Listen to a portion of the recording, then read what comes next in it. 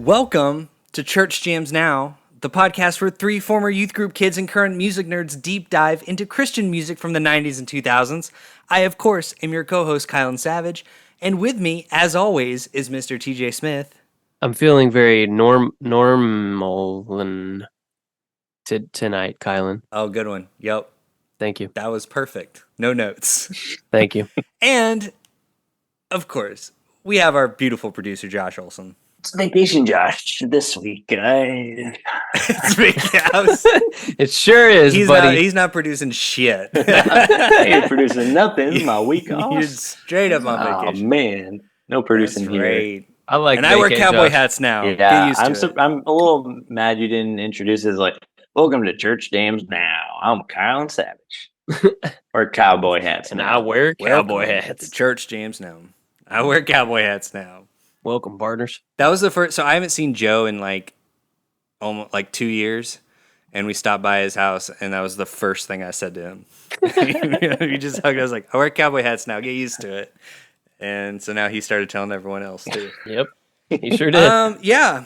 So it's we're in we're in the middle of summer right now. We're kind of all over the place. Josh, of course, is on vacation. TJ's back in the Pacific Northwest. I'm back. Currently in Arkansas. I uprooted my life and moved across the country without knowing where I'm going to end up. So it's Classic been an Kylan interesting hijinks. summer so far. Oh yeah, we're living our best lives. True. The Chaos Goblin is running strong. So I say all that to say I'm not entirely sure what we're talking about this week. So I'm going to hand it over to Vacation Josh. And can you tell us what album we're talking about? I'll try to pull it together and be semi-professional during this. The little time you got for my vacation. Thank you. We are talking about our good buddy Larry Norman and his album So Long Ago the Garden. All right. So I will say that this is kind of sorry. No, I'm just saying I'm very excited. I'm excited too. I originally included this as one of my wishlist records for the year before I subsequently snuck in 2 additional wishlist records so far this year. So this was one of my So original... what makes this not a wishlist record now? I mean, I guess it still is. It's still classified as a wishlist. I don't know. Maybe I think we just have to cover it for science. So, but we science. For science. It's not a wish list anymore. So that's why we are covering this record, and we're covering it because it turns 50 this year, and we covered Only Visiting This Planet last year for its 50th anniversary. So I feel like we should just keep a good thing going. Dip on back to 1973. Let's do it.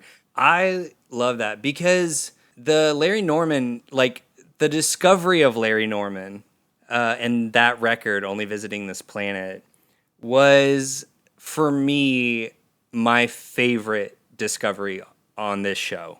Like an album I never would have listened to if it were not for Church Jams Now. Remember, Josh, part A, TJ and I were very incredulous. Yeah, y'all were very reserved. You're like, what is Josh doing? Larry Norman, man, proved us all wrong, put us to shame by creating a great record 50 years ago. That we didn't believe in or know anything about. I have noticed on Twitter he gets mentioned every now and then in the whole CCM Twitter community. Right. And he's been in a lot of Eric's bracket tournaments and stuff, and he always gets demolished. He gets snubbed so hard. Hard, man. And so we are out here proselytizing, yeah, we are evangelizing. Listen to more Larry Norman. Because after all, y'all, why should the devil have all the good music? Right? Exactly. Come on. Or 5 Iron Frenzy.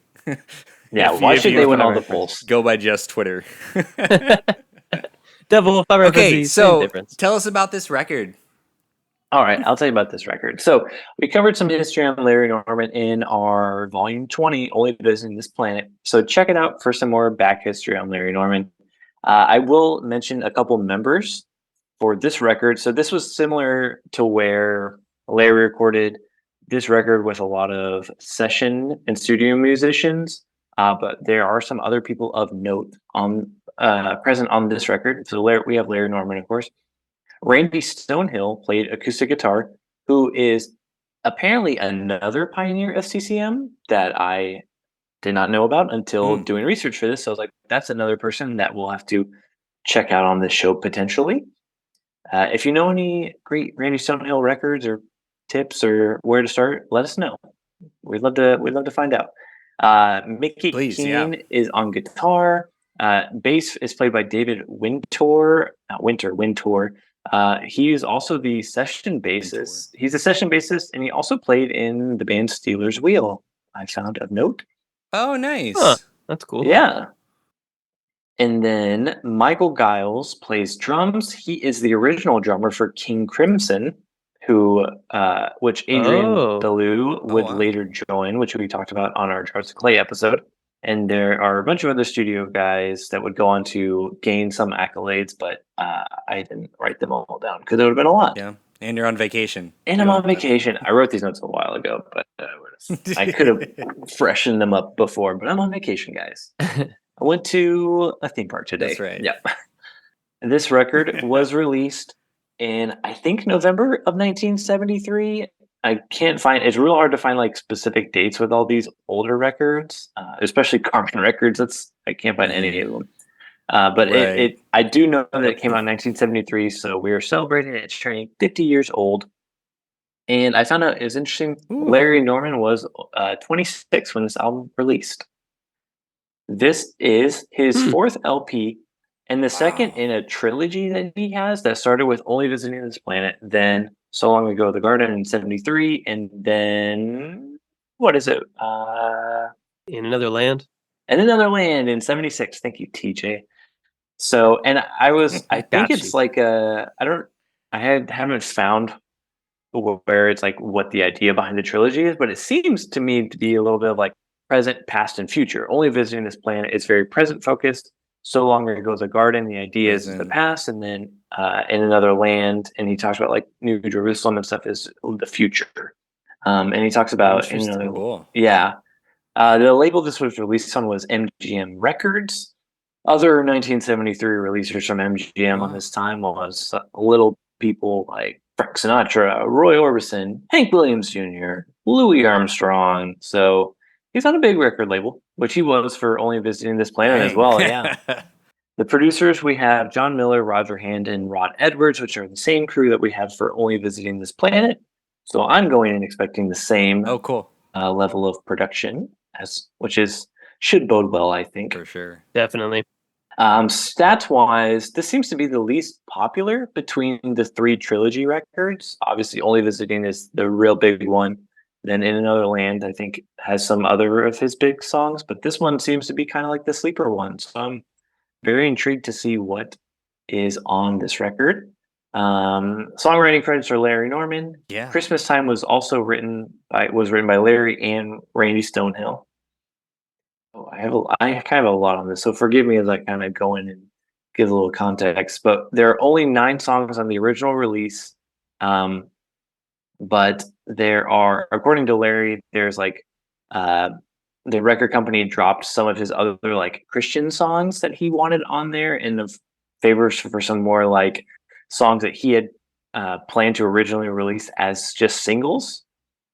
Because I guess he says, because he says the record company obviously was more concerned with commerce than art. They wanted 2 songs on the album. These songs were B-sides recorded for singles. I was of the old school from where the Beatles had come, believing that singles should be recorded for single releases and that albums should not contain the singles but be works of art separate unto themselves. I tried to keep the polished commercial singles separate from the artistic music made for the record, as I intended with I Love You during my days at Capitol Records.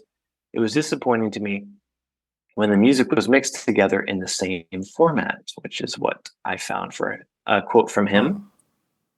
So we'll be talking about like the original release of the 9 songs, but I think we can also talk about some other records, which there is, or the other songs that might have made the cut if we want to include alternate track lists or consider those, which you can hear on Bandcamp. There's a Larry Norman Bandcamp that has like all his records that have ever been released, which is tons of live records as cool. well. Yeah, so you can Sweet. go there if you want to check those out. The only other thing I want to mention is that this record sparked some controversy with Larry appearing in the nude on the cover. Is it because of the with cover? the lion over Yeah, him. I wanted to bring up the Yes. cover. So it did spark some controversy when this was Yeah. released. TJ, have you seen the cover? Yeah. I'm looking at it right now. Yep, I pulled it up just a couple minutes ago and definitely wanted to talk about it. Mhm. It's the most 1973 thing I've ever seen. Yeah, it really is. Josh, why was it controversial at the time? Because he's not wearing any naked. clothes. He's nude. Mm-hmm. He's naked, He He dude. sure is. Yeah. It's supposed to be a Christian album, and the Mhm. body is shameful. Don't you know this? Oh, I know. I thought maybe it was because of the lion. You thought it was because the lion. Christians famously hate lions. Yeah, they're not pro lion at all. Nope, definitely not. We shouldn't get into that. I love this cover. I want this cover It's as pretty a cool. tattoo on my body. As a tattoo, you want Larry Norman on this cover tattooed on your. Uh-huh. I feel like that makes sense. For That could sure. work. Yeah. Like could see on that. on my thigh. Oh yeah, Like, big bold canvas Maybe there. upside down. Whereas like You can look at it. Yeah, where when I wear shorts, it's just like cut off right above his flaccid flop. Gosh. Oh no. I'll cut this, don't worry. Well, I for one definitely want to advocate for us listening to the reissued almost ... so long ago the Garden and the MGM singles, which includes a song called Peace Pollution Revolution, which is not on the original, I think. I just want I don't think so, want that in my yeah. life. Peace Pollution Revolution. Yeah. Oh, sweet. So we'll listen to all the bonus stuff, and we'll cover it in part B. Yeah. So Yeah, let's do it. Josh, do Sounds fun. you have any more research? No, that was it. for That this was a record? lot. Like, thank you for indulging me. Yeah, that was great. Yeah, of Good stuff. course. You're on Thanks. vacation, man. Whatever you Yeah. want. Well, and I feel like with Larry Norman stuff like that, it's so historical that I feel like you gotta like give a little more Yeah, exactly. research and context For and sure. stuff. Uh-huh. So now, I mean, guys, should we just like do away with the formalities? I mean, we're all gonna predict a bop for this, right? I mean, are any of us not? Maybe not. After the last record, TJ.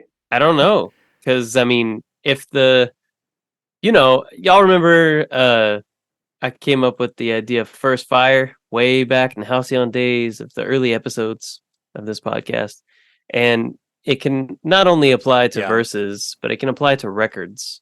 In that moment, I was speaking about verses in songs, and then the second verse being kind of trash. But I don't know. I don't know if his streak is going to hold up. I'm not saying I have doubt in the great Father Norman. I'm just saying I don't know. Uh-huh. I'm uncertain. The jury's out.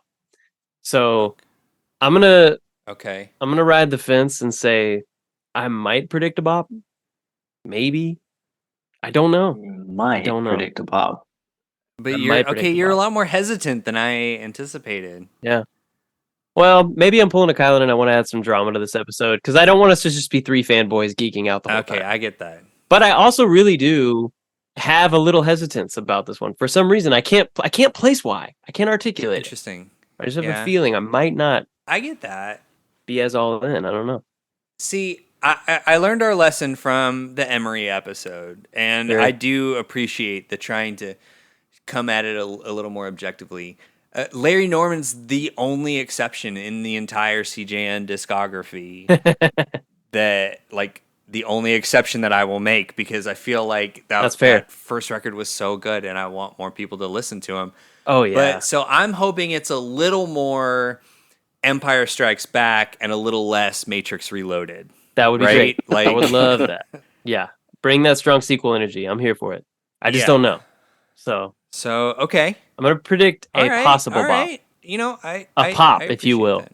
Is it because you just saw Neil Young and now you want Larry Norman to be Neil Young? Because I Yeah. do. Exactly. I do. That's exactly right. Yeah, Maybe you're living in that world a little more. I absolutely am. This should be The stakes are catching you high. at the perfect time, Yeah. I know. Yeah, Well, it could yeah, really, exactly. really land, or it might not. Hoping. We'll see. Yeah. Well, I think I'm gonna say I think it will bop. I don't think it will be as big of a bop as Only Visiting This Planet was, and I don't think it could because we went in really not knowing anything and just got like blown away. That was just such Right. a surprise. Yeah. It Yeah. was. It was like the best surprise that we could have hoped for. But I mean, we have the same team that made Only Visiting This Planet. This is only a year after that record, so I think there's a lot of like the same things that are going to be firing. But I mean, I think it does speak to the fact that this record isn't as popular as it seems like Only Visiting This Planet in Another Land. So I think that is something to take into Right. effect, and I think that speaks for a lot for maybe why. Well, we'll see of what we get into. But yeah, I don't think it's going to bop as hard. Yeah. But I am expecting a bop for this record. Nice. Me too, man. All right. And just and I think we mentioned, or we didn't necessarily mention, but none of us have ever listened to this record before. We're going in completely blind. Correct. I know no So songs from yes, it. same, That's right. No songs. Crazy. which is exciting. So I'm excited. I'm very Yeah, excited for me it. too. So yeah, so we're gonna take a little break. You're gonna listen to some sweet, sweet ads, and when we return, we will dive into Larry Norman's 1973 record, "So Long Ago, the Garden." So long ago. 70s was so long ago. Hey Jammers, interrupting the show here to talk about our favorite sponsor ever, colliderecords.com. For those of you that may not know, or if it's your first time listening to us, colliderecords.com has been the greatest sponsor ever.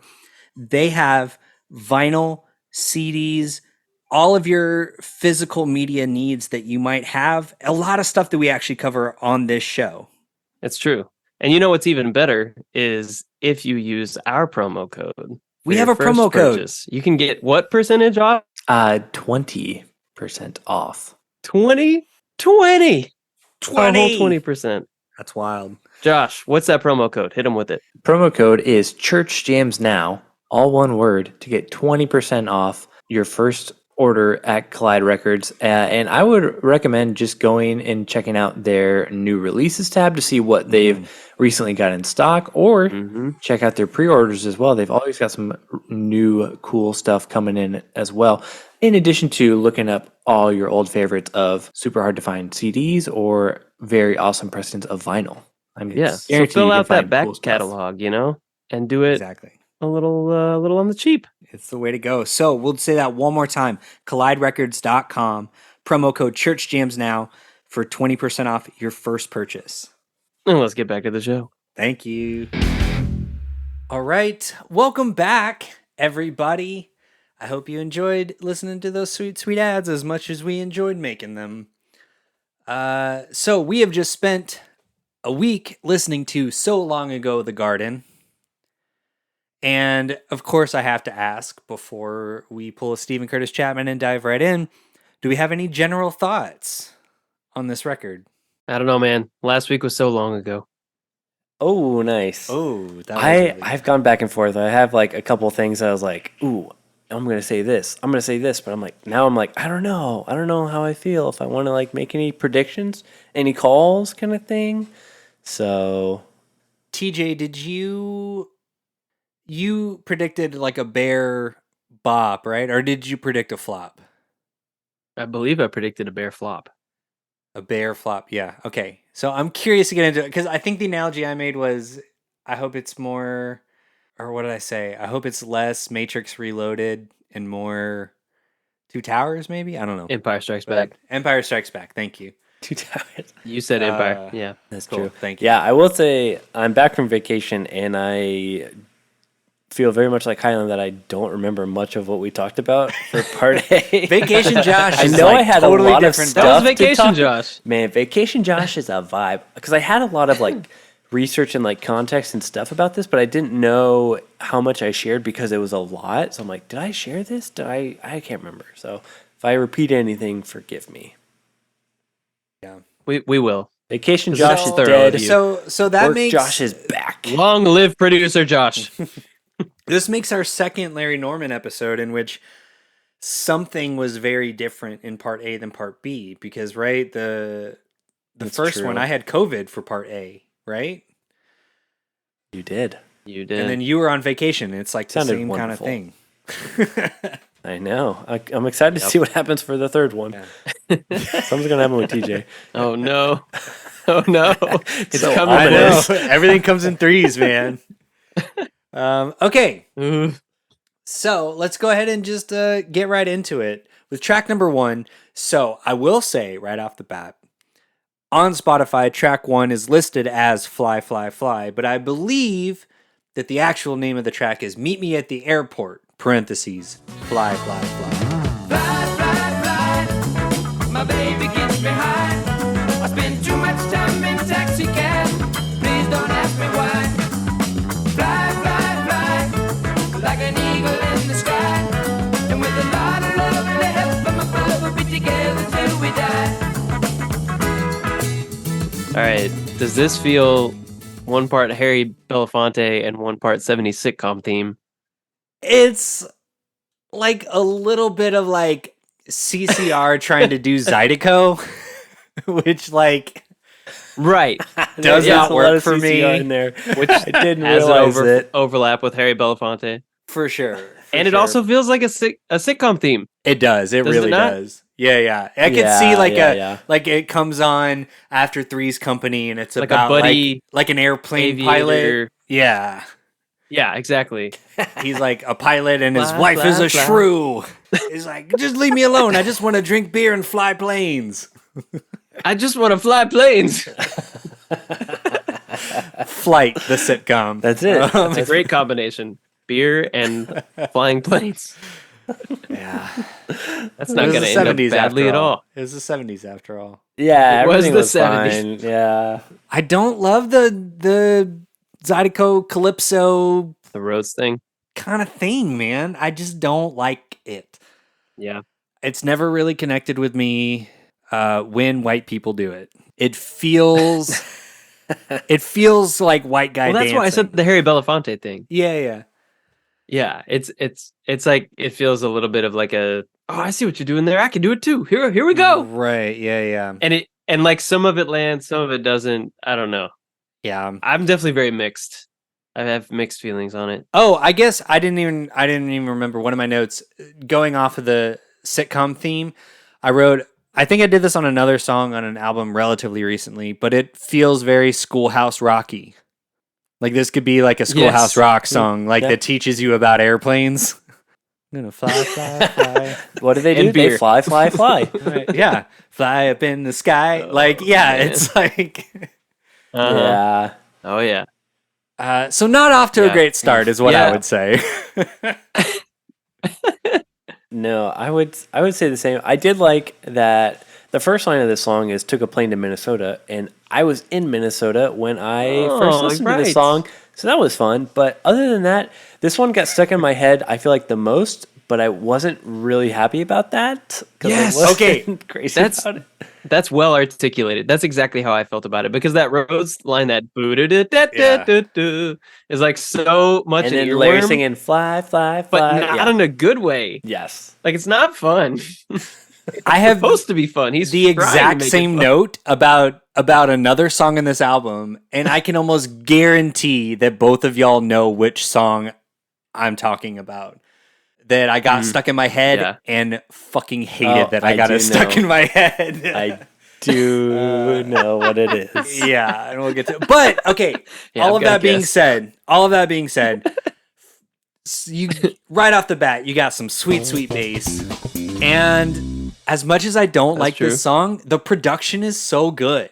Again, like kind of like It the is first layer, really like good. the Yeah. production is so solid. Like all the players and everything on it, Yeah. it's just like the way it's mixed, the way it hits your ears is so good, and I don't like I it. love how the drums sound on this record. Me too. The drums sound Great really, production. Hate the really song. cool. Yeah. Yeah, the drums do sound really cool. It is a very fun sounding song Mhm. sonically. just sonically, not like musically necessarily. But Right. I thought it was interesting that they chose to just really right out of the gate like launch into a fast, up tempo, high energy, enthusiastic song, like compared to the first track on Only Visiting This Planet. I've Got to Learn to Live Without You. Is like this kind of it takes a second to like launch into the stratosphere, but then it goes Right. there.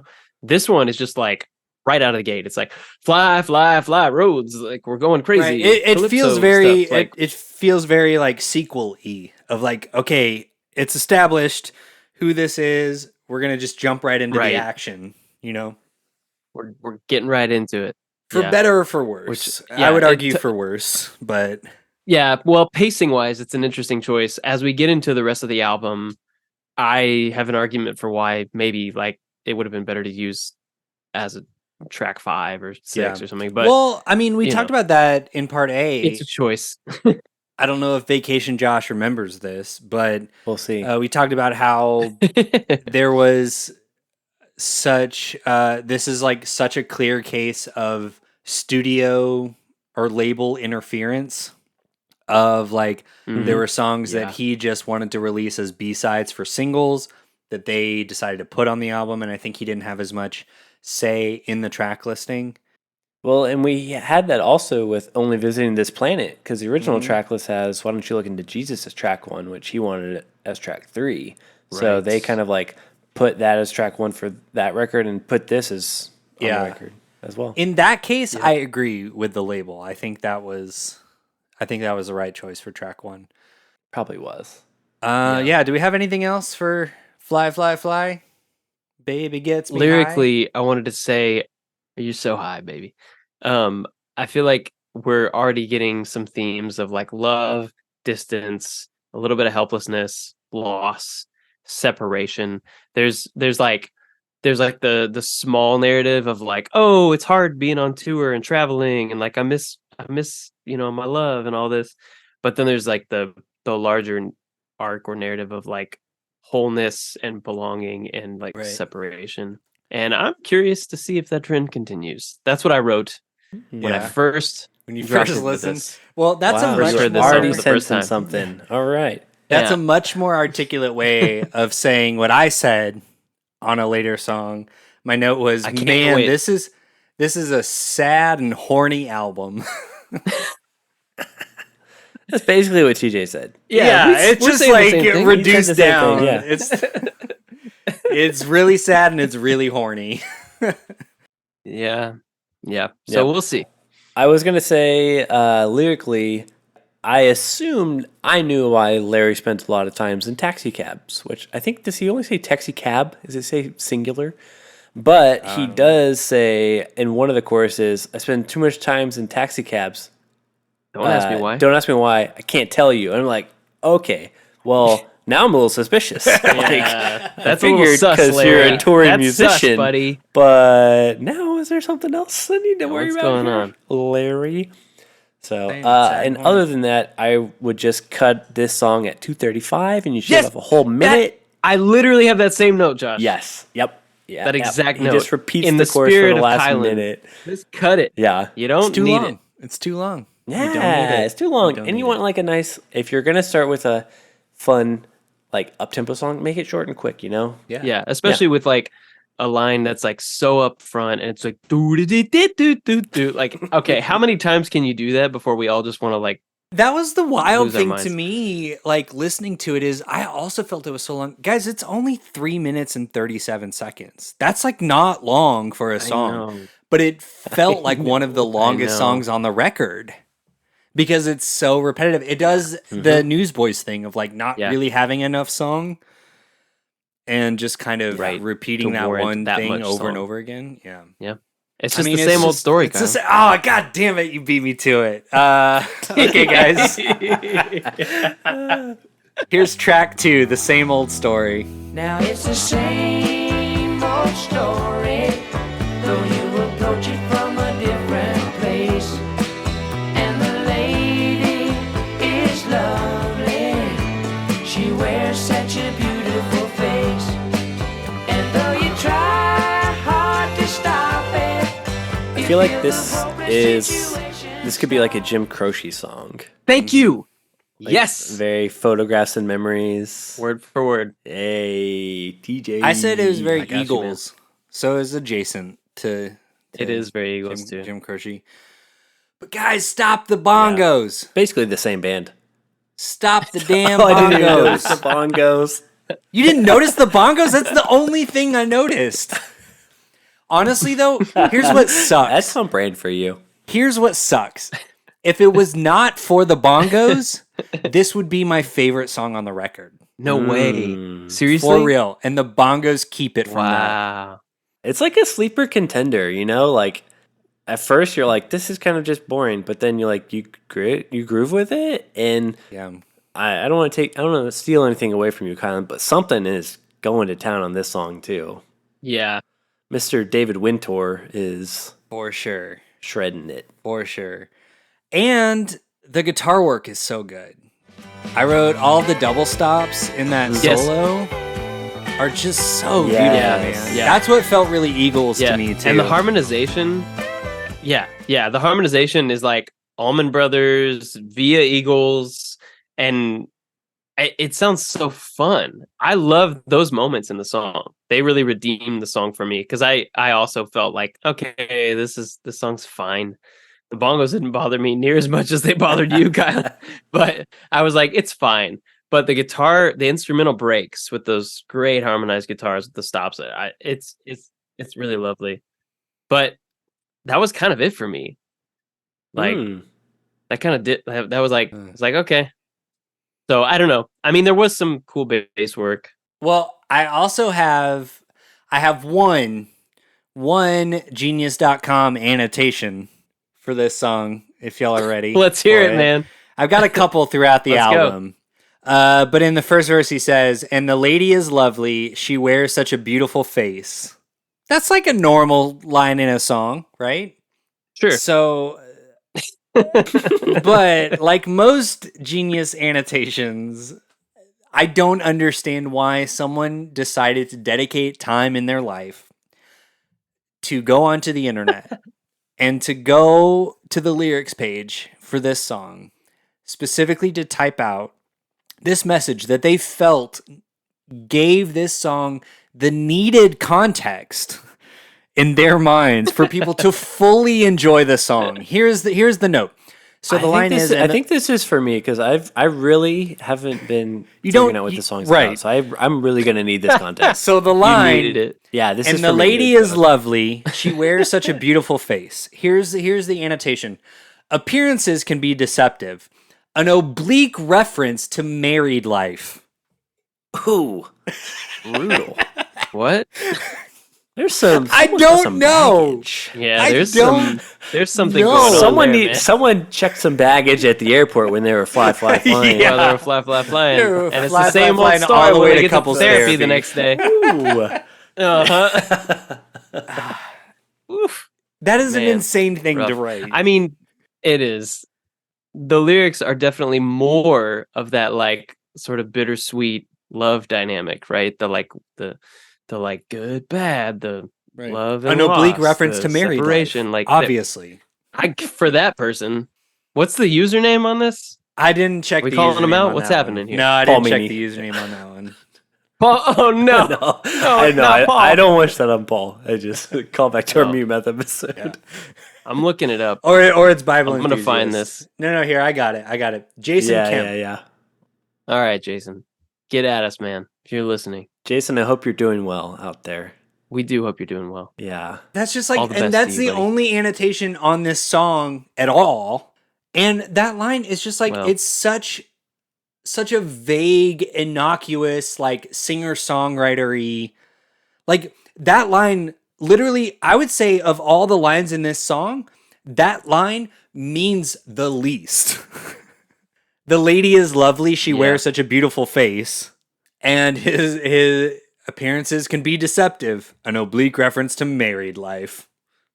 Jesus, dude. You Yeah. doing okay? Because I feel like he's just trying to say like an artistic way of saying she's attractive. It's pretty. Yeah, I don't think he's trying to say like, oh, there's something hidden here. It is a bummer though, like for Larry. Like this is the point in the album. I was already kind of on the fence about it, but now in this song, I'm like, Larry, what's going on, buddy? Are you okay? He's What is sad and happening? horny, dude. Like, a lot of that. yes, I know, but mostly just sad. Like the fact that already song 2, he's like, you're gonna wind up losing, so there's no reason to pretend. But you go Right. through the motions and you tell her that you'll never part. You say your love will last forever, but you know she's gonna break your heart. Like this is song 2, bud. What? But there's a thing. I have it later on in the record, and we'll get into it more then. But there's a lot of that on this record of like, because I think we kind of talked about it in the last Larry Norman episode. But there's that documentary about him, and I've found like lots of stories and accounts and things of his sort of like, I would say indiscretions of, you know, beyond being married. I don't know. There was a lot of this record that just kind of rubbed me the wrong way, of that sort of self-pity, of sort of preemptively Right. coming across as a victim of like, well, she broke my Right. heart, so it's probably okay I slept with this 19-year-old. You know what I mean? Like there's like quite a bit of that on this record that just didn't really sit right with me, of like, dude, just like own your shit. Because a lot of it felt do very think- like victim-y, of like, oh, I can't get what I want. She just broke my heart, blah, blah, blah, without, like, there's no accountability, I guess. Well, it definitely feels like a dark stage for Larry, and one where he's like airing his grievances. I think he was pouring it into the music where maybe he should have been pouring it into like good conversations with trusted mentors and therapists. And instead he decided to pour it into the music to make this Right. album, and where I thought we were going to get like interesting metaphor on the creation story and how it applies to Right. life today. Yeah. same old Instead, it's story, like yeah. this sad breakup album with a little bit of what I just said. Right. Yeah. Yeah. On the exactly. side. Exactly. Not to play my hand too heavily this early, but I Yeah. kind of just named it, I think. Yeah, for sure. That pretty well sums up Whoops.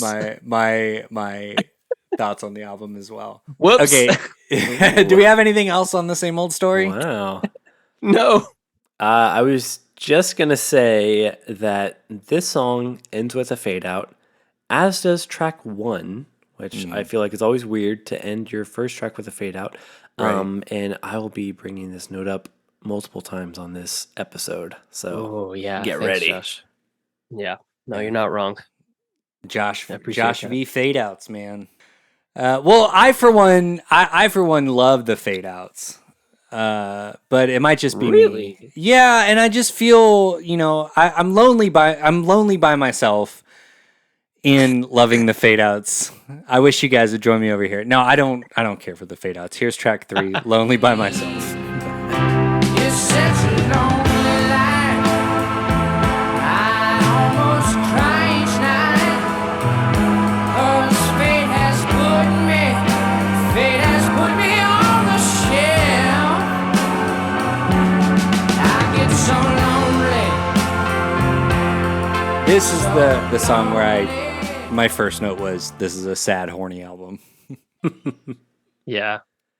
And it's one of those things I feel like, because in Larry talking about this record, he says like, I don't know, he's like paints it as like constructing it as like these are characters, and like the message that he's trying to say is like people looking for things that they should find in God, like, but looking for it in relationships. But it's also one of those things I'm like, if this is such a pervasive theme, we're only in track 3, but we've already said that heartbreak and loneliness is such a pervasive theme on this record. Like, I have to imagine a lot, like there's definitely some personal spilling over, even if you're trying to be like, I'm writing this as a character piece. You're like, but Right. you're really going to this well a lot here. Are you? Right, Yeah. right. Like, you really relate to these characters, don't you, bud? Right. It's like Yeah. it's like Johnny Cash writing a song about like a piece of shit dude from Arkansas. You're like, well, okay. Like Yeah, All right. total character. You made that up, entirely fictitious. Yeah, I don't know, man. I just feel like he was trying to veil it all in like an Elton John impression. On I this wrote one. this is straight up Elton Mm. John. That's my next note Thank on you. this song. Nice. This Thank is you. straight Yep, up yep. Elton You're John. very right. Yeah. Even down to the like the melody choices and the doubled vocal effect feels super Elton John, but I love it. And like a little verby, like Yeah. And I love mixing the grand piano with the electric piano. yeah, I think that's incredible. it's a cool touch. Like it works. Again, I Yeah. feel like we're saying the same thing. Like the production, again, Mhm. just like in Only Visiting This Planet, Yeah. is like pretty impeccable. Like we don't Right. have any qualms sonically so far, but like everything else. Right. I will say this is potentially my favorite song on the record. Whoa. Mm. Explain But yourself, sir. well, I can't yet. I have to wait until we cover the whole record because I think my actual favorite song is one of the bonus tracks that we may not get to on the main feed episode. So I'll bring it to the board whether that's acceptable Ooh, as because it was originally intended to be on the track list, but it's Right. not on the quote unquote official track list. Didn't make the cut. So I don't know if that's necessarily if that's okay or not. I'm bringing that to y'all whether that's okay. If not, then this is my favorite song Ah. because We'll have two versions. it feed? yeah. Favorite song, And Patreon, favorite song. What's my actual Patreon favorite song? That was a lie. We should just do that every episode to increase our Patreon. Yeah, numbers. that's true. That's true. Yeah, smart. It's smart, Um, Kylan. Smart. Yeah. So musically, production wise, this song was, I feel like, miles above a lot of the other stuff on this record. I think because it is an Elton John song, Yep. but it's so That's good. And of all the like sad, whiny songs on the record, this one felt, I don't know, I just connected with it the most Mm-hmm. because it wasn't like, maybe because it was like sad without being horny. It was just like more that kind of general sort of angst. I'm lonely. There is by a lot of myself angst in this one. Yeah, There although I is. did have a question for y'all because the lyrics that I found online say faith has put me on the shelf, but I kept hearing fate has put me on the shelf. So I want to posit that to y'all. Do you know whether he's saying fate or faith? Because that does kind of change a lot of the lyrical interpretation of this song, of like just that one word. Yeah. The lyrics I found were faith as well. Really? But I could hear fate too. I hear And- fate. Yeah. Yeah. I could see that. Fate sounds right. Like I would assume it's fate. Hold on, let me go to But I wouldn't be songs surprised. of LarryNorman.com. I wouldn't be surprised if it is faith because I think an undercurrent of this song or this album is a little bit of like a crisis of faith and like wondering about, and not just religiously or spiritually, but like faith in himself.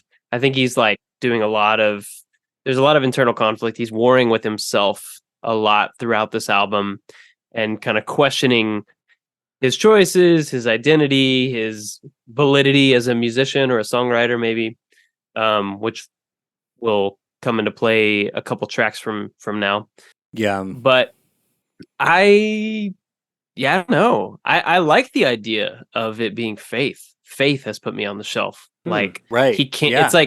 It's almost like putting the onus on faith as this like greater concept that's bigger than any of us. And it's like faith as an idea set him down. And it was like, no, you don't get to have faith. Right. We're going to put you away That's crazy. for now. I will say I've found on songsoflarrynorman.com, which seems to be a very comprehensive and encyclopedic catalog of all of Larry Norman's career, of all of his many, many records and songs, that it does say fate in the lyrics. So I'm inclined to think that. All right. Yeah, I don't know. I would be inclined to believe that, but I read Faith Right. in multiple places online, Hmm. and like I said, that kind of changes the whole sort of core of the song. You Right. know, so I Yeah. don't know. But then the Interesting. following lines, I get so lonely by myself. Who can I turn to? Is there anybody there? Doesn't anybody care? Oh, doesn't anybody listen? Doesn't anybody care? Like, regardless of whether it's faith or fate, like this is a sad boy jam, man. I Like, know. I think that's he's why I so love it. bummed I'm a out. sad boy, so this one. I will say, Kylan, that when I first started listening to this record in Minnesota, the first two songs, I was pretty I was like real excited to get in this record. And the Right, first two yeah, songs yeah. came on, I was like, okay, this is kind of like, I wasn't expecting it to hit the highs of Only Visiting This Planet. And the first two songs, I was Right. like, okay. But then this song came on, I was like, oh, all right, I'm digging this. Like, I was really liking the vibes that this one had. So Yeah, me too. I've got some notes on it that I found. Okay, hit us. If I may shoot. share, I found this on Wikipedia, but I did find it somewhere else as well, so it probably does have some validity to it. But it says "Lonely by Myself" was recorded using the same mellotron the Beatles used on "Strawberry Fields Forever." I read this too. Yep, Awesome. Wow, Paul McCartney was in the next room recording "Live and Let Die." Yes. Which, of course, because to remind everyone, I don't think I mentioned it. Vacation Josh didn't mention it. I don't think that this was also recorded at Air Studios in London, which is, of course, George Martin's studio, Right. famously of manager of the Beatles. And then I did find a quote from Larry of him talking about "So Long Ago the Garden" in general, that he says it's his favorite album, but he was talking about how he said, "So Long Ago the Garden was as definitive a statement as I can make about the emptiness of our lives without Christ, just how lonely and wretched we truly are. I alternated songs. One song would talk about a man trying to find satisfaction in true love and expecting a woman to somehow fill all of his needs and be his whole world. The next song would be Lonely by Myself, strictly about a man looking for something and he doesn't know what it is." So it's he seems like to have like this real pride in like how he structured the songs, but like The for me, I'm just sequencing, like yeah. but I'm like, I don't know, this all just feel like real sad to me. Like it's every Right. song just kind of I want to buy it because that would be really cool. Like I'd respect that a lot as an album, like as a work. I'd be like, wow, that's so cool that you thought about this and created this kind of paradigm of like the back and forth, the wholeness and the separation, kind of like I said earlier. But I don't know. I feel Yeah, like it's like but once love again, song, I think but a sad little song. personal. Then also a sad song again. Like, yeah, Right. I Even wonder how sadder that song. how it stacks up against his original track list. If that changes anything, or if it is one of those cases Right. of like, I created this thing and put it out in the world, and then I'm going to like justify it after the fact. retroactively, yeah. It kind of goes back to the faith thing. Like I think faith ends up being a lot more interesting, but it's very possible that came about later. Like, oh yeah, yeah, I'm saying faith. That sounds better. You know what I mean? Yeah, that's what I Like, said. Oh, you know what? I just found a genius.com annotation that can put this question to rest. oh great, perfect. I'll Be Jiggered 4 years ago said, "Fate has put him on the shelf, not faith." Ah, okay. Well, thanks. I'll be jiggered. They solved it. They solved it. Solved the problem. Wasn't too big of a Wow. jigsaw for Albie Jiggered to solve. Clearly. Sweet. Okay, guys. Do we have anything else for Lonely by Myself? No, so you're think going so. on record, I think, saying that for the proper original 9 songs, this is your favorite. Yes. All right, I think so. all right. I think it Just is wanna my favorite. make My that favorite clear on of the the record. 9. Of the 9, it is my favorite. Right. Of the 9. I do have one more thing. I kept seeing the Tim Robinson meme of, "Are you sure about that? Are you sure about that?" Sure about that? When I was thinking about this as a track 3 choice, which we often talk about as like Right. the hit song or the single or Right, like yeah, the yeah. high energy song, and instead it's this like sad sack ballad. Like, I feel like Are track you 3 sure is a about ballad that? spot. Track 3 is where you put your ballads. Track 3 is usually, I don't know. eh, I see both points of view. Yeah, I think if it's a good ballad, Yeah, it yeah. could go in track 3. Wait, whoa, Ooh. whoa. Okay, Ouch. that's my Ouch. favorite song, dude. You gonna talk Larry, shit about my let me favorite pull I this know, knife man. out of your back. I'm Wow. not saying anything. I'm not saying nothing. Wow. No, you did. You said a lot. I said hypothetically, if it's a good ballad, it can. Go I in think track this 3. is a good ballad. This is my favorite song on the whole goddamn record. I love that in classic Larry Norman fashion, we're like getting a little unhinged on this record. A We're little like bit, getting a a little bit. little. There's like some A tension. little bit, yeah. I'm here There's- for it. I'm excited. One more musical note in the bridge. I love, and I don't think it happens anywhere else on this record, but I love there's one part where the bass stays on the same note and the piano does a walk down. Yeah. And that's like so cool. That gives it some like, speaking of tension, it gives it like musical tension. Nice. Yeah, you're right. I thought it was very interesting musically. True. Kept me interested in what was a pretty long song. All right, guys, let's move on to track number 4. Be careful what you sign. When I bumped into you, I was walking down the road. When I bumped into you, you stopped me, you touched me, you looked me in the eye. Probably wrote this for just all those autographs he was probably signing, right? I loved starting with the acapella vocal. Loved it. Thought it was super rad. Then the goddamn bongos. There's And bongos in this one the too? harmonica. Yes, dude. Yes. Oh, the man. bongos and the harmonica. We talked Must be about deaf this. to bongos. You must be. You've got bongo blindness. It I affects hear them, more I just, people like, than you would don't- know, you know? Don't Yeah. discriminate.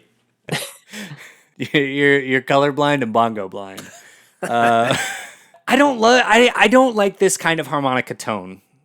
We've talked about this before, how I used to love harmonica and hate horns and have somehow inexplicably switched those things. It's true. You have. Right. I don't like the harmonica and I don't like the bongos. And he's just like in the last song, he was trying to be Elton John. This song, he's trying to be Ronnie Van Zant from Lynyrd Skynyrd. Yeah. Yeah.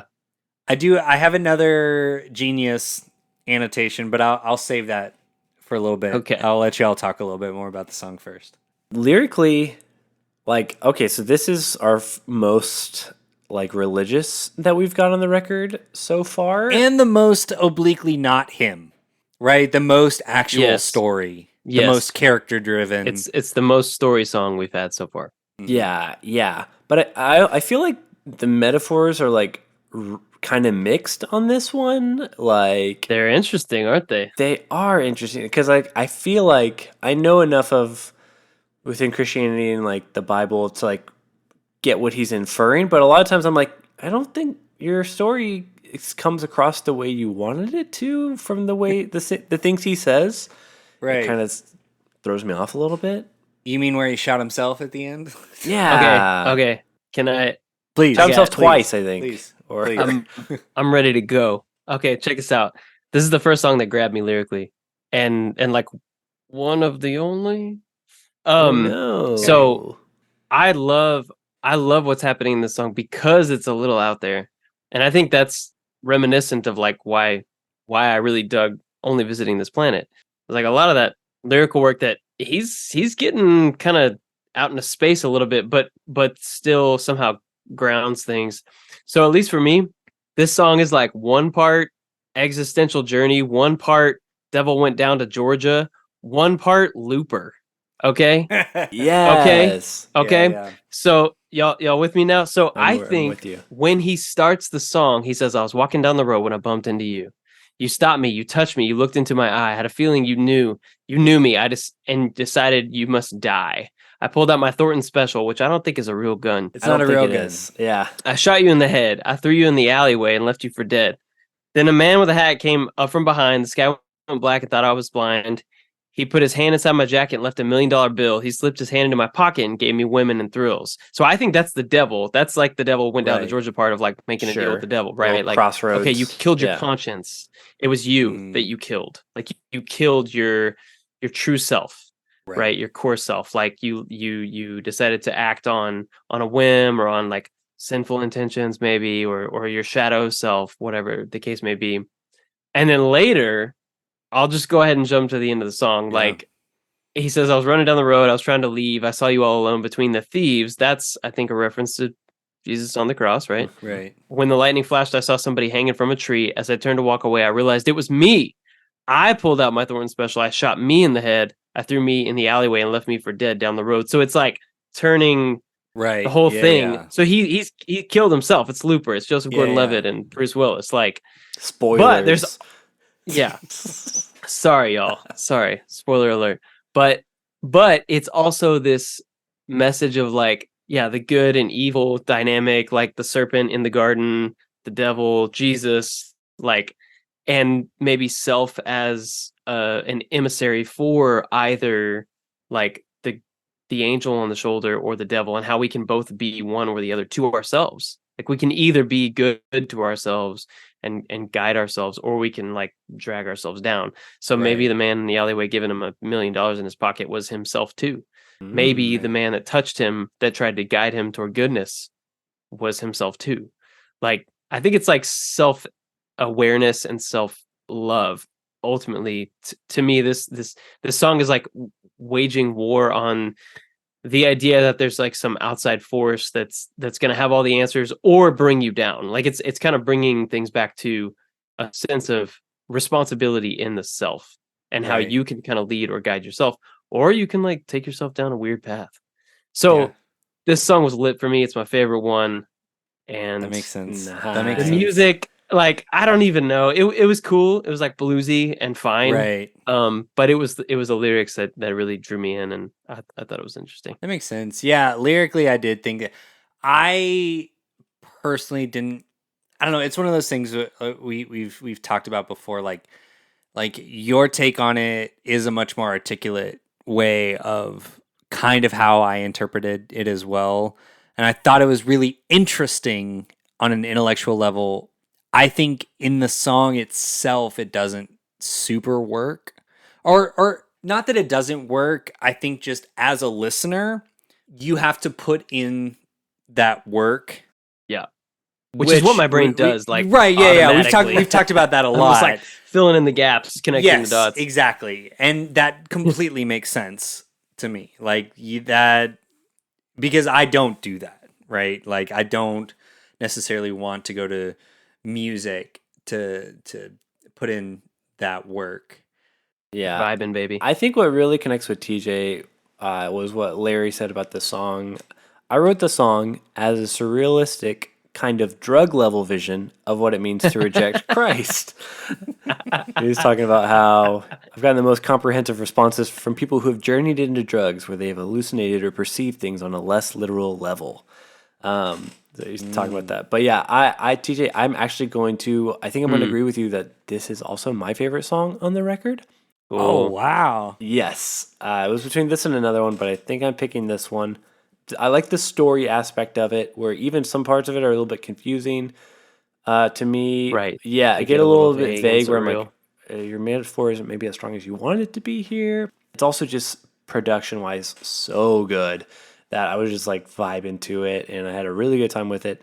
My one beef is I really wish that this would have closed side A, because we have a nice long song that Yeah. closes side B. I think this would have been really good to close side A with as track 5. Yep. But it's track Yeah. 4 instead. I agree. Yeah, that's the thing I kept coming back to so much in this record of like, this is just sequenced all wrong. Like all kinds of wrong. Okay, I do have a genius annotation if y'all are ready. Let's hear it. Be careful Okay. what you sign on Genius. Well, there's just like, it was too good to not bring up in this episode. The line, "We had dinner at 8 and women at 9. The genius annotation was, Norman's famous deadpan sense of humor is displayed in most songs. Some of them would go well in modern stand-up. That's our buddy Jason Kemp. Jason Kemp thinks that "We had dinner at 8 and women at 9 belongs in the new John Mulaney special. It's on the same level. Honestly, it would fit in the new John Mulaney special. I was guffawing in my seat when I first heard it. Ha ha ha, I was Larry. cracking Well up, done, man. Larry. Thought I was Hardy listening to Red Fox, man. Hardy har. Oh, Cool. man. So it's both of y'all's Yep. favorite song on the record. That's so interesting. Yeah. I like that. I like that it could be our favorite song for pretty different reasons. Totally different reasons. That's yeah. really cool. And that I can just like I said, I can appreciate it intellectually. The blues of it all just disconnected it for me. Mm. If the rest of the that makes band sense. wasn't so good, it wouldn't have worked. But the rest of Yeah. the band firing Yep. on all cylinders. Yeah, that tracks. It was pretty fun. All right, well, guys, let's move on to track 5, Baroquen Spirits. Broken spirits, do you love me? Broken spirits, I can't say. Broken spirits, do you love me? Broken spirits, I can't say. Can you spell that for us? Baroquen. This is on the same level as Medicine, SIN, by Classic Crime. It's like, I see what you did there. I hate it, but I see what you did there. Kylan, is this the other song that got stuck in your head? No, You did not like? no. Oh! Okay, No, don't no, tell no. us what it is. I still have I have a guess. I mean, you guys should know. You guys should know. I think I know. I'm pretty sure. I'm pretty sure you I know feel confident. too. I hope it's not one that I actually like that is later in the record. I mean, come on, guys. You know, well, we'll get to it when we get to it. Okay, all right. This is one I wasn't very crazy about. I did like this chorus a lot, though. That was the thing. As opposed to Fly, Fly, Fly, this one did get Yeah, stuck it in my feels head. a little filler. The gospel backup vocals made it for me. Lyrically, I think it's kind of whiny. That's fair. Yeah. But vibe-wise, I had a good time. And it's less than 3 minutes, so I had a good time with it. I said, I'm not mad this is the shortest one on the record. Yeah. But I did say nice that's fair. BGVs. I did like those. Yeah, they are so pretty good. cool. They're so good. Also, like, I feel like a lot of Larry's song titles and writing, like, there are moments where, and we've talked about this, but like where the metaphor or the joke or the clever thing like doesn't quite land as well as he hopes it will. Maybe this to me is like a prime example, like, because like who's out there like being like baroque music, of course, like who's doing that? Is anybody doing that? Beauty and the Beast? If it's not That Baroque, sounds like a don't fix game I it. would make, guys. Sure. So Yeah. Clocksworth. Yeah, and Cogsworth. Yeah, that's all. That's it. That's all it is. Thank you. I feel Cogsworth. like, I think this would have landed a little bit better had he like done some other like I don't know Baroque period stuff. Like if you were to talk about other stuff in there, then you'd be like, yeah. But if you're just saying broken and saying baroquen, it's the metaphor doesn't work because he doesn't use any other like reference points for Baroque. Right. He doesn't say like Beethoven would roll Right. over. It's the least he could do. He could tell us Anything. Beethoven roll over, you know? Yeah. yeah. Yeah. I thought it was a B. It was a B, C plus B song. Yeah. And I did find like some interesting notes on how Baroque period was known to be very enthusiastic and emotional. And so I could see an argument for this song being a little bit, and I'm probably giving more credit than this song is due, but I could see an argument for the song being a little bit of like Larry sort of asking himself, like, did I lose my mojo? It's sort of it's a conversation with like Right. his muse, and he's like saying, my Baroque spirit, my ability to create or emote or be artistic, the greater sense of like artistry being something that you're touched with and given as a gift, and like maybe I don't deserve you, maybe you can't respect a man who needs you more than you need him. There's a read there. There's a lens where you could see him sort of asking the question, like, did I lose my ability as a performer or as an artist, as a writer? You know, he's like questioning the muse or questioning his own abilities. I think we all as artists relate to that. Like we can have those moments to question our abilities or our validity in our community. You know, the theme is there for him to be in self-doubt mode and in darkness and desperation and wanting love and acceptance. But I could also be giving the song a lot more credit than it's due, like I said. I think you But I'm might trying to make be, that but metaphor I work. appreciate I think you might. you doing I'm that. trying to make the metaphor Right. like track, like baroquen spirits, like my ability to emote and to create and express. Like, That's have probably you left what he was me? thinking. I don't know. Do you love me?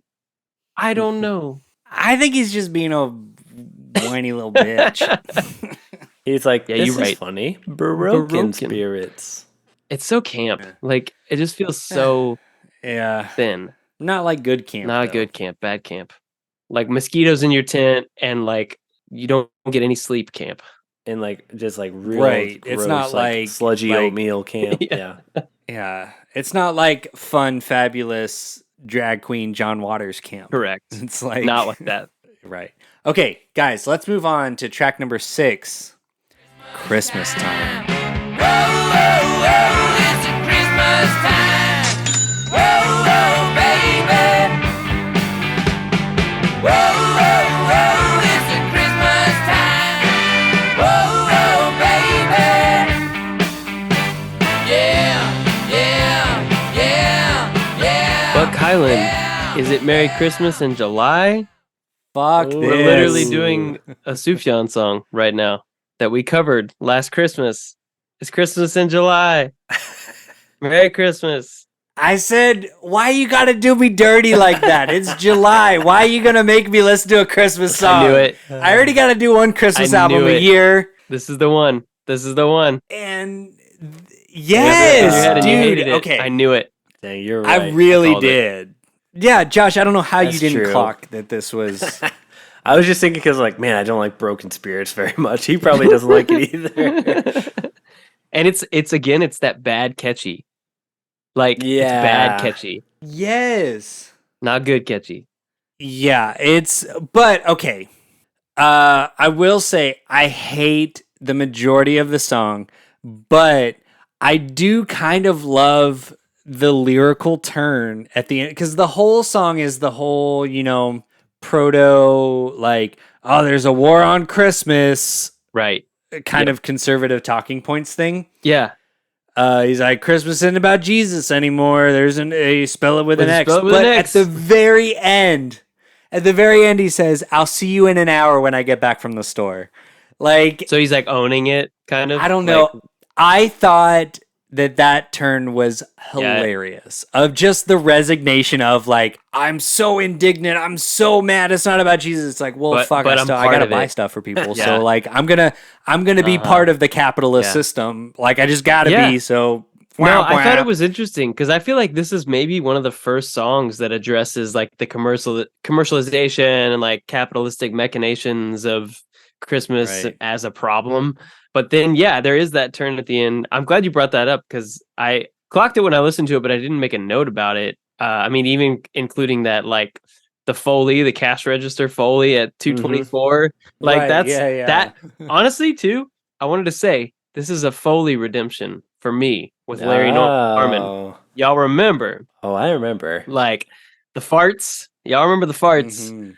So Mhm. that was bad for I me. do. If there's one thing this album did for me and with Larry Norman, it's redeem the Foley production component of a Larry Norman album. We're back, baby. He likes his Alright. Foley work. So that's a good thing about Alright. this track. That's the one. It's the one argument I would. Yeah, but in general, the whole thing, like, because I read this is one of the ones that he intended to be a B-side to Right. a single, Which that makes sense. like Mm-hmm. it does not make No, sense on especially this track record. No. 6, right in the Like middle of it. it makes no goddamn Why? sense on this record. Why Why? is it here? It's bad. Like, this does need to be released at Christmas time and Yeah. Christmas time only. Also, and that's the thing. Like, I would appreciate it if it was just a Christmas Yes. single, or I caught this on like a I was Christmas gonna say album. it feels like a B-side to Bruce Springsteen's Santa Claus is coming to Santa town. Claus Coming to Town. Yeah. Yeah, the saxophone and everything. Yeah, like yeah. it would work as a B-side on that. It would work as a Christmas time single from Larry Norman. It makes Yeah. no sense on this But album. why in the middle of this record? What were they No, doing that's a Why? in the weird 70s? placement for it. Yeah. To They're like, put a "This will Christmas work." song. Cocaine. Yes, they were. Lots of it. And Baroque music. Yeah, at the same time. Yeah. Cocaine and Yeah. Baroque music. Man, I wasn't crazy about it being a Christmas song and in the middle of the record, but I enjoyed it. I thought it was really fun. I really love like sarcastic, cynical Larry Norman, like what you're talking about, especially with that line, Right. I gotta buy a present. I don't even know who it's for, but I'll see you in an hour when I get back from the store. I wish there was Yep. more lyrics in the verses than him doing a line and then doing the "It's Christmas time," because I'm like, we get it, Larry. That's like there's a lot of that going on. Write some more like funny lyrics about Clever. like Yeah. Santa Claus is coming and Right. the kids are getting greedy. Because Like, the rest of it, it just feels so. Like at this point, we've just been so inundated with like people thinking there's a war. I feel on like it's. I mean, I Christmas. feel like There's it's just, half like- because half the verses like the consumerism part of it, commercialization, and then the other half is the like the war on Christmas of like now you spell it with an X. Like that's the worst one. The other one is like, but who plants the seeds? That one's not. I feel like as whiny. I feel like that's still kind of funny because Yeah, that was a good line. Yeah, so I feel like it falls more Yeah. for me at least on the commercialization side of it. That's my thing is like, as a Christmas song, I'm Same. all for this song because of that Same. last line, like because of that whole like last little turn. Like I will probably add this to a Totally. Christmas playlist.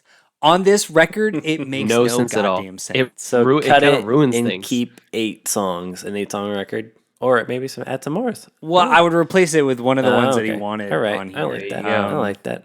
But his vocal performance is really interesting because it felt like he was trying to go for like a Yeah. I feel like the vocal performances on this, he did Elton John, Ronnie Van Zant. This is like a real like Iggy Pop and the Stooges kind Yeah. of like almost like proto. it's got some swagger and some He's grit. like kind of Ooh, a little nasally and kind of like Yeah, he's angry. Christmas. I think the song is very this, and I think Larry was leaning into this with his impression. I said it was very Mick Jagger Yes. Yeah. because this is a Rolling Stones song. for sure. Yep. For sure. Oh, yeah. For sure. So I was just hearing Mick Jagger the whole time, especially when the Yeah. like, I'm like that's a Mick Yeah. line right there. Oh, yeah. Yeah, you're right. But this is definitely the one that got stuck in my head the most. I was like giving my daughter a bath and like, it's You're like, Christmas "It's July." time. God damn it. Why? That was personal It's hell. not Christmas time. Get out of here. This Christmas bullshit. Great. Oh my god. Okay, guys. Do we have anything else for Oh, Christmas there's time? another It doesn't fade belong out. here. Oh, and Baroque Spirits, yeah. there Another was a fade out long too. fade out. So 4 of the 6 songs have had fade outs, Oh man. which, for the Thanks for record, keeping I'm track, not Josh. anti fade out, but I will notice it if it is used a lot, and it is on this record. In my mind, you I are will anti-fade be out. for you. You're No. a stickler for fade outs. Okay, you want them to work. Anti fade out. I'll be anti fade out for you. Yeah. Okay, edit point, insert something clever for She's a Dancer. Here's track number 7, She's a Dancer. I'm keeping that in the episode, by the way. That's my new bit. She's a dancer in the garden, and she dances with the flowers in the early morning hours when the wind shifts and the I have one note for this song. Ooh, what is it? This is the kind of Ren Fair folk bullshit that I do not like. You know that meme, Kylan, with the guy that's sitting at the table and he's like, "Change my mind." I'm about to change your mind. Oh, Okay. So I said the same. I said something similar. I said this is some metaphorical, like hokey pokey nonsense. But Mhm. then I went to thesongsoflarrynorman.com hey, me too. and I found the most amazing quote from Larry about this song. I wanted to like this song. I wasn't sure about it. I did some digging and it kind of changed my mind. I think this is my second favorite song Okay. on the album. Whoa. Yeah. Okay. It's I'll just read his quote. It's a little long, but I don't know what else we have to say about this song, so I feel like that's fine. Yeah, Take go some for time. He says, "I loved dancing. I used to go to the park and dance. You know that song, She's a Dancer? That's about me. I'm the dancer. When I was little, I'd go down the Panhandle Park. This was in San Francisco. This was actually 2 blocks away from Haight Ashbury. And the slum where I lived was on Lyon Street or Leon Street, across the other side of the park in the black section. I'd go down to the Panhandle Park and I would just run around chasing the squirrels and picking up acorns and just twirling around and enjoying being alone. Kids weren't picking on me and stuff. And then I'd notice somebody was watching me and I'd get really embarrassed. And then I'd pretend I was just goofing around, So that's what the song is about. And on my early morning walks, I often find I was pretending that I was the adult sitting on the park bench, pretending to read the newspaper. But really, I was watching the dancer. But really, I was the dancer. And I was in conflict, What was I going to do? I had my private life where I loved Christ, and I didn't think there was anything wrong with dancing around. And I didn't think there was anything wrong with writing songs that I was writing. But the church was disturbed. So there was the parental force in me that wanted to be accepted by the grown-ups at my church. But then there was the child in me who knew, hey, I'm only 10 years old, What am I doing that's so wrong? I'm just trying to understand what the Bible says and be a Christian. So that's what the dancer is. It's about conflict. It's about the schism in my religious life where I was trying to follow the Lord, but instead I was trying to follow the church. And the church and God are not always going the same direction. We don't usually see that until years later in hindsight. We feel bad about all the people we attacked as an early Christian and told them you're going to hell and you can't have long hair and go to heaven. And unless you're baptized, you're going to go to hell, If you're a Christian and you die an hour later, you're going to hell. You're going to hell because you haven't been baptized. And all the things that we once believed in our first couple of years of salvation, we later wish we could go back and talk to all those people we offended and say, I'm really sorry. I was wrong. Here's what I've learned now. We wish that we could preach to them in love instead of legalism. That's what the song is about. It's about my emotional conflict as an early Christian. Whoa. I love that. That's beautiful. That's incredible. That's Isn't amazing. that cool? So it changed the song for me. And it's done such a disservice by the shitty Ren Fair folk. All right, agree to it all. disagree because he's being vulnerable as an artist and he's expressing himself, and I think that's beautiful. Yeah. So No, that's what I'm saying. Yeah, no, I get like the sentiment of it. I think it needs to be tender. I think it needs to be a little bit like right, like almost whimsical and I don't know. I think this is like him being himself.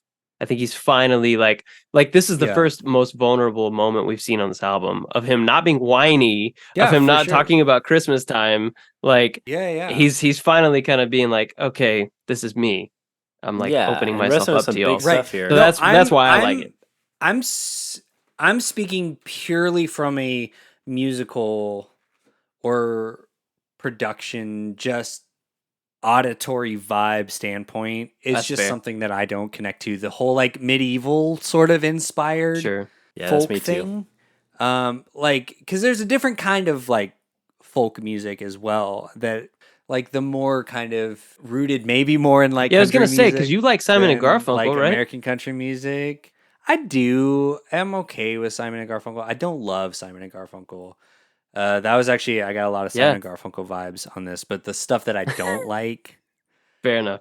from them, but I love that whole thing that Right? you just read. I love Yeah. that vulnerability. I love that sentiment of the whole idea of fighting against the legalism and having this conflict within yourself of like, well, this is what I was taught was the right thing, but I'm just trying to like live work my it out for life and myself. love God and love myself and love other Right. people. Like yeah, that's incredibly beautiful. I love that. I loved his explanation of it way more The than I song. loved the Yeah. actual Yeah, song. you really Just need that listening to it, context. you know? Otherwise Yeah. it's like, Well, and that's what helped me like the song because I Yeah. read it and then I did like my second and third listen through to the album and Yeah. and with that context I was able to appreciate it a little more. But yeah, I get it. The Ren Fair vibe isn't for everybody. It's not my favorite thing either. Right. I like it, and especially with this context, it's like I can really get into that headspace and just appreciate the vulnerability. What breaks my heart is that he had to Right. like write this song about somebody else and even change the gender. Like I wish he could have written Right. like yeah. I am a dancer or something. I'm the dancer. Right. Yeah, because well there's the whole thing too of like the sort of sexual and gender politics Right. of the time of like if you're going to be vulnerable Like you have to write it's about a woman if it's like this like soft, sweet kind of thing. But that is also like really fascinating. He too. couldn't like I wish that he could have embodied the feminine in himself and then just owned that and written from that perspective. But I love that he was willing to talk about it like this, and that we have this kind of summation from him that explains the song a little better.